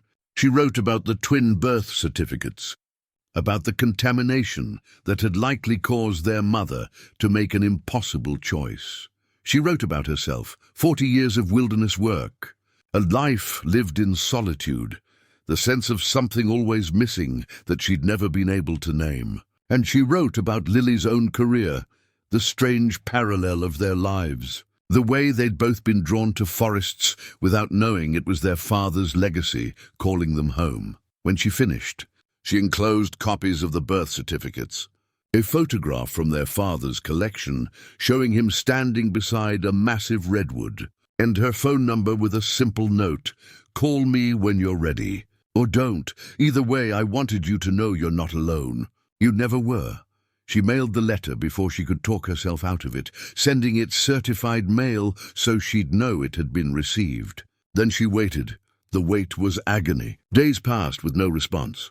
Ione continued organizing her environmental evidence, preparing her case for the EPA, but her mind kept drifting to Ashland, wondering if her letter had arrived, if Lily had read it, what she might be thinking or feeling. 10 days after mailing the letter, Ione's phone rang with an Oregon area code. Ione answered on the second ring, her heart hammering so hard she thought it might crack a rib. "This is Ione," she said, her voice steadier than she felt. There was a long pause, then a voice that sounded eerily like her own, the same cadence, the same slight roughness from years of outdoor work. "This is Lily Chen. I received your letter. Thank you for calling," Ione said, and realized how inadequate those words were for the moment they were living through. "I don't," Lily paused, and Ione could hear her breathing, trying to compose herself. "I don't even know where to start. What you sent me, what you told me, it's impossible. And yet I believe it. I've always felt," another pause, "I've always felt incomplete, like I was missing something essential, looking for something I couldn't name." "I know," Ione said softly. "I've felt the same way my whole life." They talked for 2 hours, comparing childhoods, medical histories, career paths. The similarities were uncanny. Both had been drawn to the outdoors from an early age. Both had built careers around forests and wilderness. Lily had severe asthma as a child, lingering effects of whatever contamination had affected her before birth, but her adoptive parents had given her excellent medical care. She'd studied botany at UC Davis, specialized in forest ecology, spent decades working on conservation projects throughout the Pacific Northwest. "I've been working on the Stillwater Grove restoration for 3 years, Lily said, and Ione's breath caught. "Trying to get funding for an environmental assessment. The forest there is damaged in ways that don't make sense, contamination patterns that suggest deliberate burial of toxic materials. But I've never been able to prove it, never had access to historical documentation that would force a proper investigation." "I have that documentation," Ione said. "Our father collected it 70 years ago. That's what got him killed." Lily was silent for a long moment. When she spoke again, her voice was thick with emotion. "So he was trying to protect the same forest I've been trying to save. And I never knew. I've been walking in his footsteps without knowing they were his." "We both have," Ione said. "It's in our blood, I think, this need to protect wild places. He passed it to us even though he never got to meet us. They agreed to meet in person." Lily suggested a neutral location, Grants Pass, halfway between them, in 2 weeks. That would give them both time to process, to prepare for a meeting that would change everything they understood about themselves. After the call ended, Ione sat in her cabin and cried. Not sad tears, but the kind that come from release, from finally understanding why her life had unfolded as it had, why she'd always felt pulled toward these particular mountains, this particular forest. She hadn't been wandering aimlessly. She'd been following a thread that connected her to her father, to her sister, to a purpose larger than her solitary existence. The next morning, she returned to the hollow tree. She needed to be there, needed to feel close to her father as she prepared to meet the sister he'd never known existed. She opened the door and stepped inside, her flashlight illuminating the chamber that had kept his secrets safe. She spoke aloud, knowing it was foolish but not caring. I found her. Your other daughter. She's alive and she's been doing the work you started. She doesn't know it yet, but together we're going to finish what you began. The forest is going to heal, and your name is going to be cleared. I promise you that. The chamber was silent, but Ione felt something, a warmth in the air, a sense of peace that hadn't been there before. Maybe it was her imagination. Maybe it was the forest responding to her words the way Violet said it would. Or maybe it was simply the relief of speaking truth aloud in a place that had been built to hold it. She spent the days before the meeting organizing everything. She created duplicate files of all the evidence, storing copies in multiple locations. She drafted a comprehensive report documenting the contamination, the cover-up, her father's investigation, and the ongoing environmental damage. She contacted environmental attorneys, EPA regional offices, preparing the groundwork for a formal complaint that would force action. And she thought about what she would say to Lily, how she would explain a lifetime of absence, a mother's impossible choice, a father's sacrifice that had rippled through generations. Owen helped her prepare, offering the steady support of someone who understood that some moments in life required witnesses. You're giving her a gift, he said one afternoon as they worked together in the library. It might not feel like a gift at first, truth rarely does. But knowing where you come from, understanding your purpose, that's worth the pain of learning it. I keep thinking about my mother, Ione said. The burden she carried alone. Knowing her husband was dead, one daughter was sick, having to choose which child to keep and which to let go. And then living with that choice for 60 years, never telling me, taking the secret to her grave. She was protecting you, Owen said gently, from guilt, from grief, from the knowledge that your sister might not have survived or might have lived a difficult life. She gave you a chance at peace, but peace built on not knowing isn't real peace, Ione said. It's just comfortable ignorance. Maybe, Owen agreed. But sometimes comfortable ignorance is all people can bear. Your mother made the choice she could live with. Now you get to make yours. Violet called 2 days before the meeting with Lily. The grove is ready, she said without preamble. It's been waiting for both of you. When you meet your sister, bring her here. Let the forest know its family is complete. She might not believe, Ione said. About the grove being aware, about the spiritual aspects. She's a scientist. So are you, Violet said. And yet you believe because you felt it. She will too. The forest recognizes its own, and you're both your father's daughters. Bring her to the mother tree. Let her see where her other life, the one she never lived, was waiting for her. The day of the meeting arrived with clear skies and winter cold. Ione drove to Grant's Pass with her pack full of documents, photographs, and her father's compass. She'd chosen a quiet cafe, the kind of place where people could talk for hours without being rushed. She arrived early and sat by the window, watching every car that pulled into the parking lot, looking for... What? Herself? A stranger who shared her face? When Lily walked through the door at exactly 10 o'clock, Ione knew her immediately. Not because they looked identical. They didn't quite. Lily was thinner, her hair shorter and more grey, her face lined differently from a lifetime of different experiences. But the eyes were the same. The way she moved was the same. The slight hesitation before entering, the careful observation of the room, the quiet competence in how she approached the table, all of it was like watching herself through a mirror that showed what might have been. They stared at each other for a long moment, neither speaking. Then Lily held out her hand and Ione took it. The touch was electric, skin recognizing skin, blood recognizing blood. "I've been dreaming about you," Lily said softly, "since I got your letter. Dreams, where I'm walking through a forest and I see someone ahead of me who has my face. I keep trying to catch up, but the distance never closes. Until now, I've had similar dreams my whole life," Ione said. "Never understood what they meant." They sat, ordered coffee neither of them touched, and began the slow work of learning each other. Ione showed her the documents, the birth certificates first, then their father's journal, the photographs, the evidence of contamination and corporate crimes. Lily read through everything with the careful attention of a scientist, asking questions, noting discrepancies, building her understanding piece by piece. When she finally looked up, her eyes were wet. "I've been trying to document this contamination for years," she said. "I knew something was wrong in that grove, knew the damage patterns suggested intentional burial. But I could never prove it, never had access to historical records. And all this time my own father had documented everything. Died trying to expose it." "Our father," Ione corrected gently. "He was trying to protect the forest for both of us, even though he didn't know you existed." Lily pulled out her own folder then, showing Ione years of research.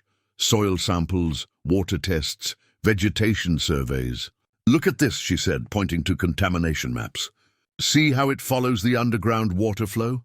Whatever was buried in the 50s is still there, still leaching into the aquifer.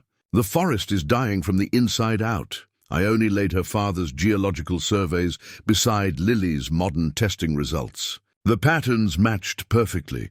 What James Farrow had documented 70 years ago was still happening, still destroying the ecosystem he'd died trying to protect. "We can fix this," Lily said, her voice growing stronger. "Your father's evidence combined with my scientific data, together they make an undeniable case. We can force an EPA cleanup. We can make them finally address what should have been addressed in 1951. We can finish what he started," Ione said. Lily reached across the table and took both of Ione's hands. "I've spent my whole life feeling like I was searching for something. A purpose, a connection, a reason for being drawn to these forests. And it was this. It was him. It was you. We're not just sisters, we're the completion of his work. The forest kept his evidence safe for 70 years because it was waiting for us to be ready, for both of us to find each other and finish together what he couldn't finish alone." They sat there in the quiet cafe, two women who shared blood and history and purpose, planning how they would bring justice to a forest that had been waiting 7 decades for its story to be heard. "There's someone you need to meet," Ione said finally. "A Yurok elder named Violet. She knew our father. She's been protecting the grove in her own way all these years. And there's a place I need to show you, a tree with a door built into its heart." Lily's expression shifted to wonder. "I know that tree. I've seen it dozens of times on my surveys. I always thought it was strange, that door. Always wondered who built it and why. But I never—" She stopped, realization dawning. "Our father built it. It's where he hid the evidence. It's where he hid himself," Ione said. "Where the forest took him in and kept him safe the only way it could.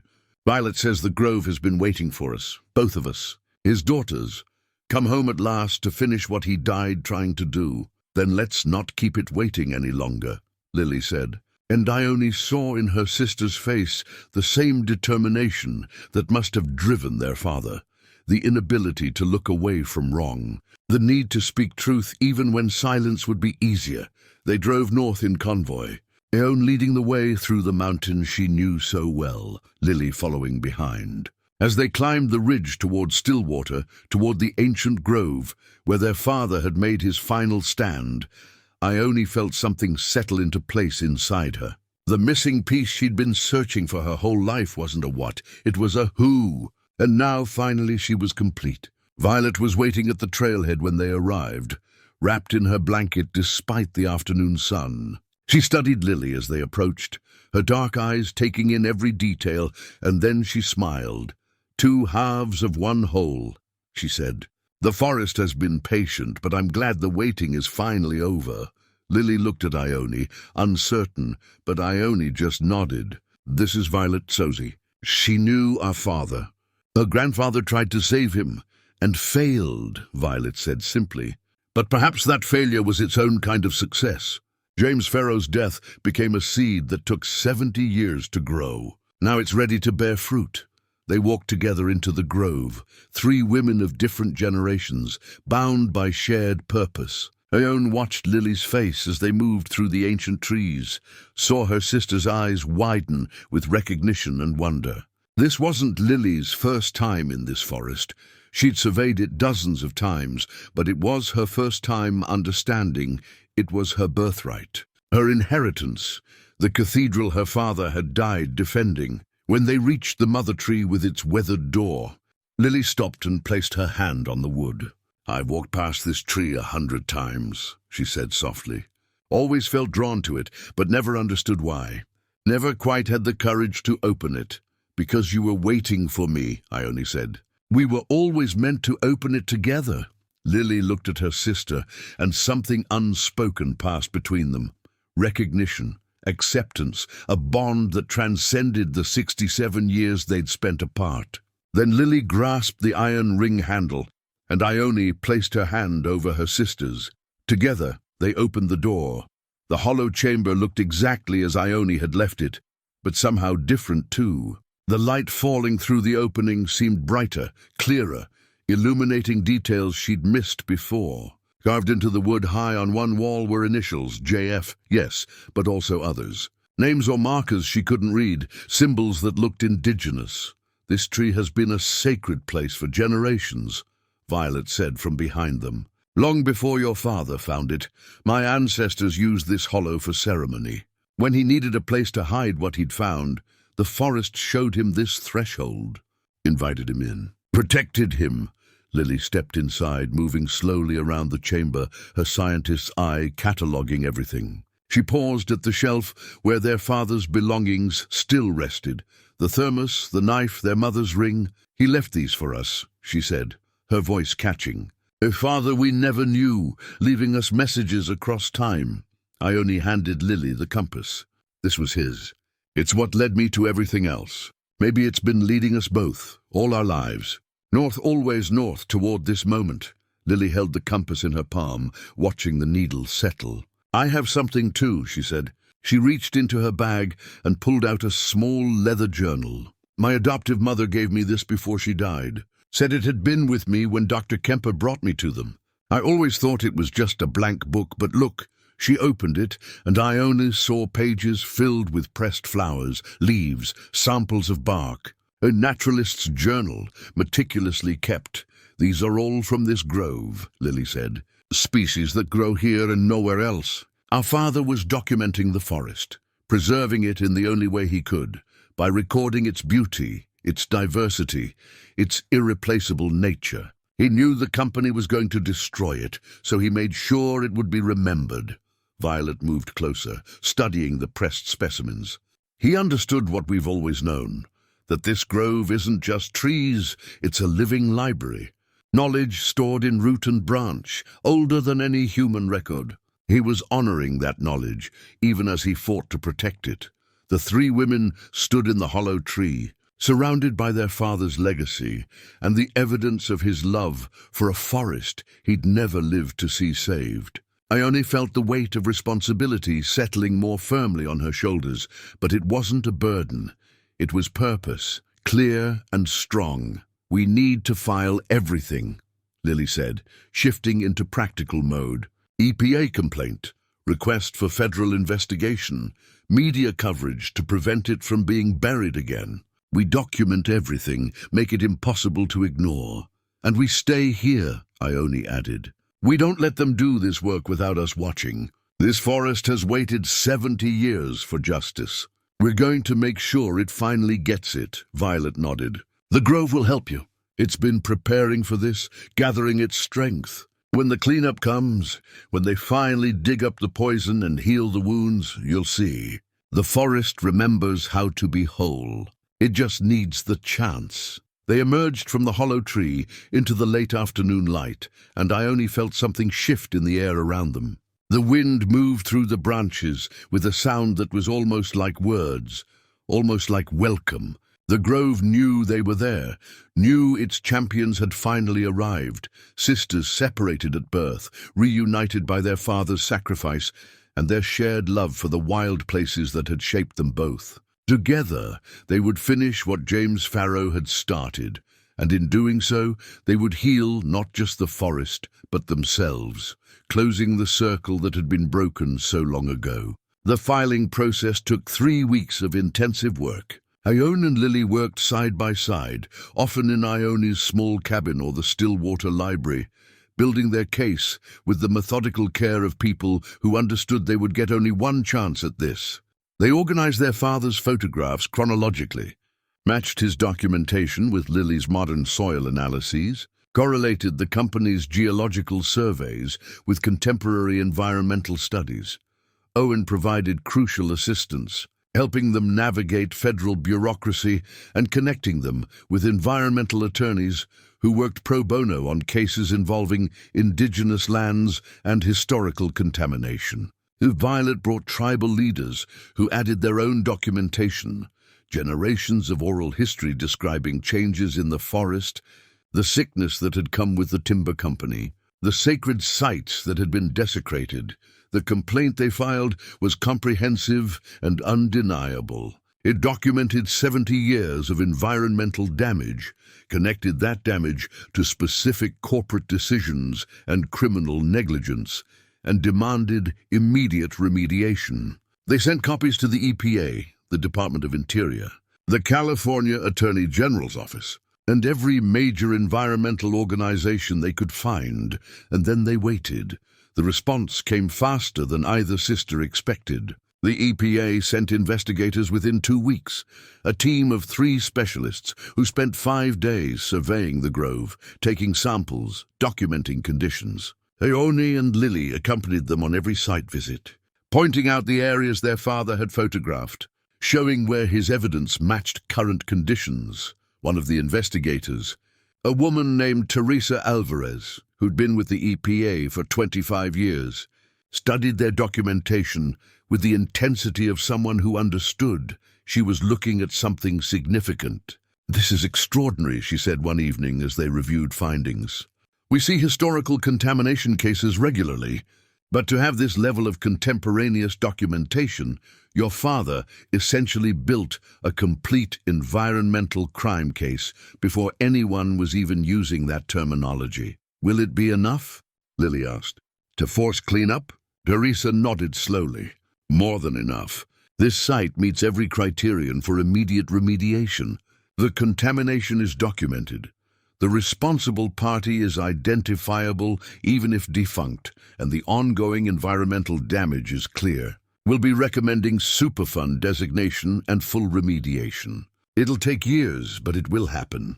Ione felt something loosen in her chest, relief so profound it was almost painful. "My father died for this," she said quietly. 70 years ago he tried to make this happen, and they killed him to keep it quiet."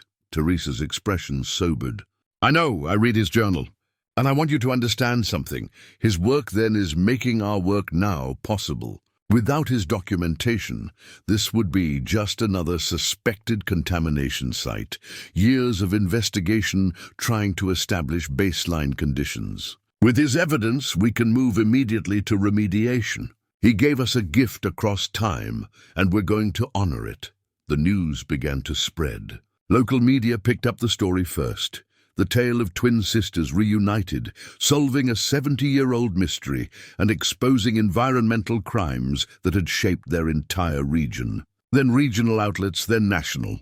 The story had everything: family drama, corporate wrongdoing, environmental justice, and 2 determined women in their late 60s refusing to let history stay buried. Stillwater's response was complicated. Some residents were angry, accusing the sisters of stirring up trouble and tarnishing the town's history. But others, particularly younger people who'd grown up in the shadow of their grandparents' silence, were grateful. They'd always known something was wrong, something unspoken that poisoned relationships and kept people from moving forward. Now finally, it had a name. Owen organized a town meeting at the library. Nearly 100 people came, filling the small building beyond capacity. Ione and Lily stood at the front, their father's compass and journal displayed on the table between them, and told their story. "We're not here for revenge," Ione said to the assembled crowd. "Everyone responsible for what happened to our father is dead. We're here for healing, for the forest, for this town, for ourselves. The contamination in the grove has affected all of you. Your water, your health, your ability to move forward. Cleaning it up isn't about punishing anyone. It's about finally fixing what's been broken for 70 years. An older man stood up, his hands shaking. "My father worked for that company. He knew what they did. It ate at him his whole life. He drank himself to death trying to forget. I'm glad you're doing this. Glad someone finally had the courage to tell the truth." Others spoke too, stories of sick relatives, mysterious illnesses, the quiet suspicion that had hung over the town like fog. And gradually, resistance transformed into something else. Not quite acceptance, but understanding. The realization that Ione and Lily weren't attacking Stillwater, they were offering it a chance to heal. Violet spoke last, her voice carrying despite her age. "This forest has been wounded for 7 decades. It's absorbed poison, taken in the violence of men, and held it inside itself to keep it from spreading further. Now finally we can help it release that burden. Let it return to what it was always meant to be, a sacred place, a breathing grove, a home for life instead of a grave for secrets." The meeting ended with no clear resolution, but something had shifted.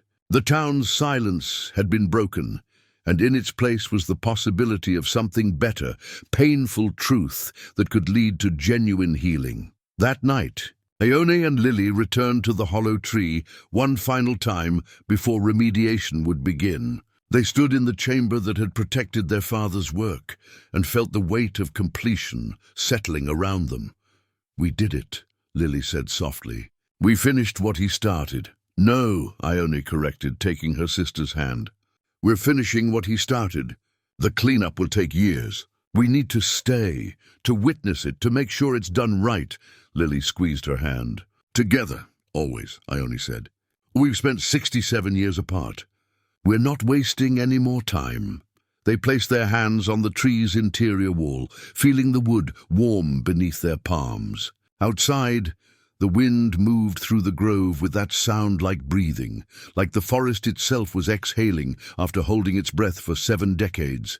Their father's work was complete. His daughters had found each other, found him, and found the truth he'd died protecting. The forest would heal, the contamination would be removed, and James Farrow's name would finally be cleared, not as a man lost to tragedy, but as a hero who'd sacrificed everything for what was right.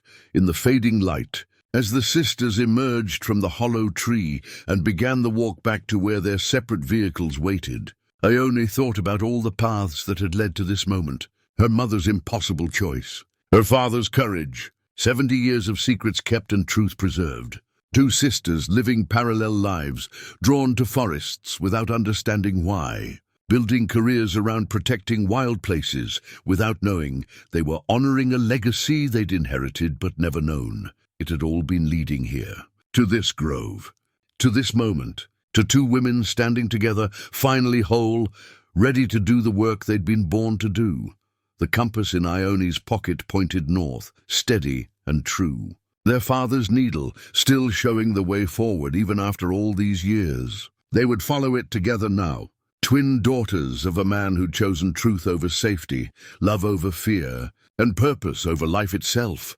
The forest breathed around them, patient and eternal, and for the first time in 70 years, at peace. 1 year later, on a December morning remarkably similar to the one when Ione had first opened the door in the tree, the sisters stood together in the breathing grove, watching the final phase of remediation work being completed. The contaminated soil had been removed, the aquifer had been treated, and now the restoration crews were planting native vegetation in areas that had been barren for 7 decades. The change was remarkable.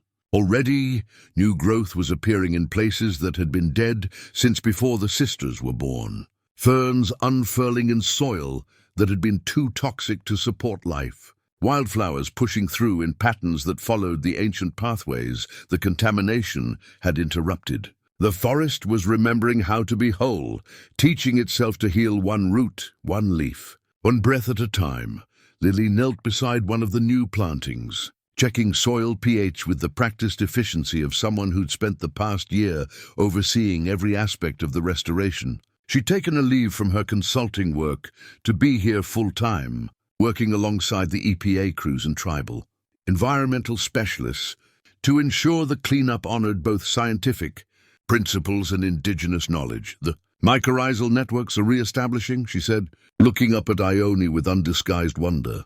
The trees are reconnecting beneath the ground. It's happening faster than any model predicted, Violet said it would, Ione reminded her.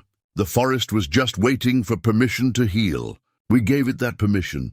They'd spent the past year living the kind of life neither had imagined possible at 67. Ione had moved out of her isolated cabin and into town, closer to the work. Lily had relocated from Ashland, taking an apartment above the old hardware store.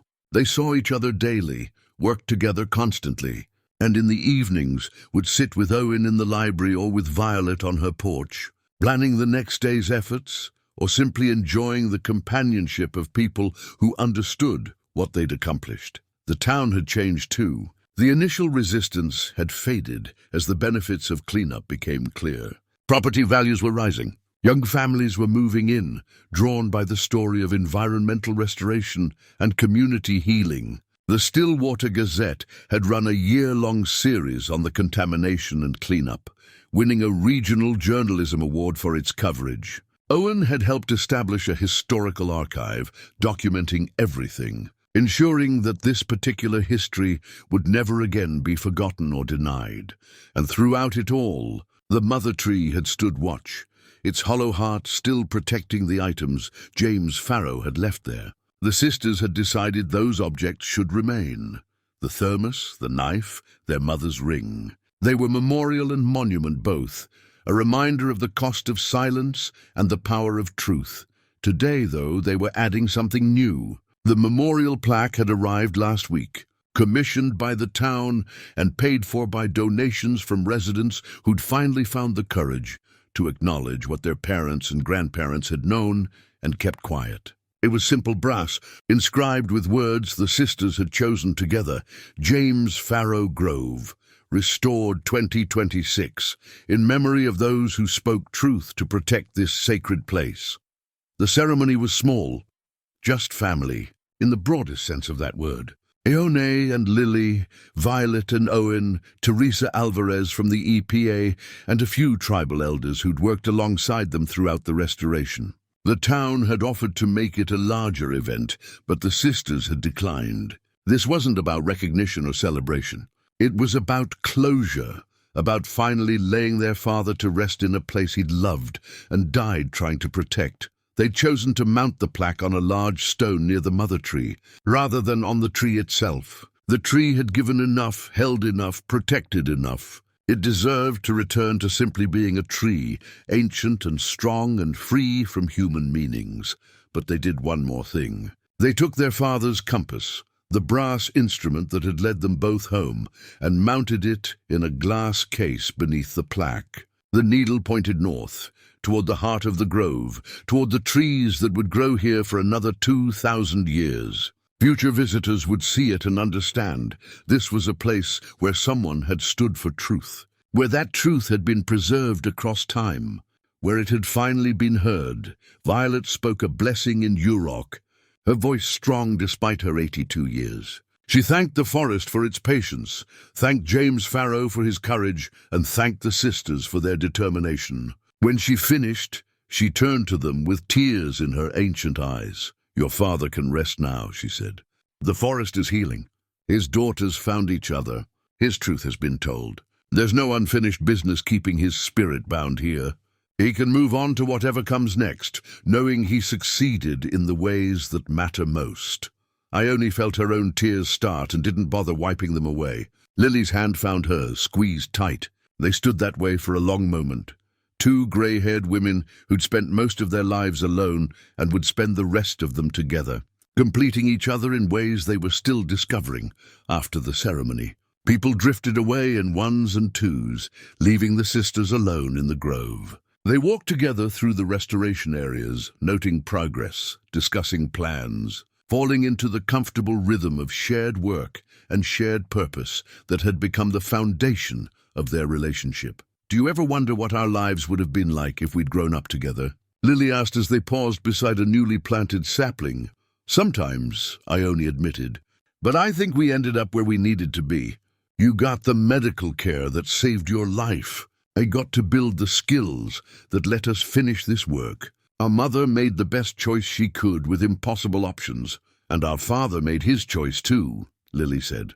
"Truth over safety, justice over life. That's what we inherited from him. Not just his work, but his values, his inability to look away from wrong. I'm grateful for it," Ione said. "Even though it cost him everything. Even though it cost us the chance to know him. Because it gave us this." She gestured at the grove around them, alive and healing. "It gave us each other. It gave us purpose."